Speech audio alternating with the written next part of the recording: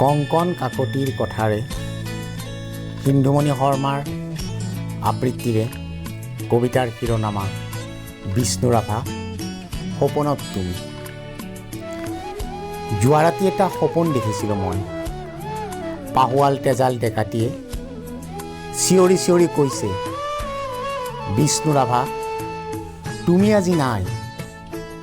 শোষিত নিষ্পেষিতৰ হকে মাত মাতিবলৈ বিষ্ণুৰাভা আজি তুমি নাই।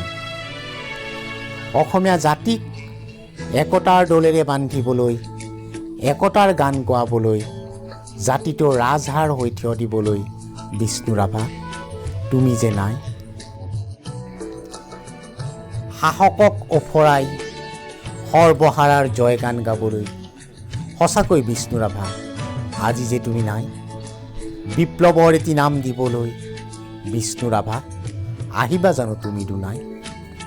হোৱা আলমাৰীৰ কিতাপৰ মাজৰ কোনোবা এটি পৃষ্ঠাৰ পৰা ওলাই আহি অদৃশ্য ছাটোৱে ক'বলৈ ধৰিছে, এয়া মই দাস কেপিটেলৰ পৃষ্ঠাৰ পৰা ওলাই কাৰ্ল মাৰ্ক্সে কৈছোঁ।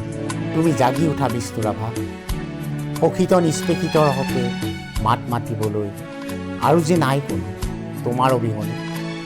তোমাৰ জাতিটোক সঁচা বিপ্লৱৰ পাঠ শিকাবলৈ, পৰাধীনতাৰ শিকলি ছিঙি নিজৰেই ভেটিটোক ৰক্ষাৰ কবচ দিবলৈ নাই যে কোনো।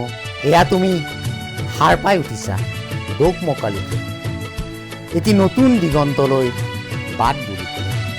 বিষ্ণুৰাভা তুমি জাগা, তুমি জাগি উঠা বিষ্ণুৰাভা, তুমি জাগি উঠা।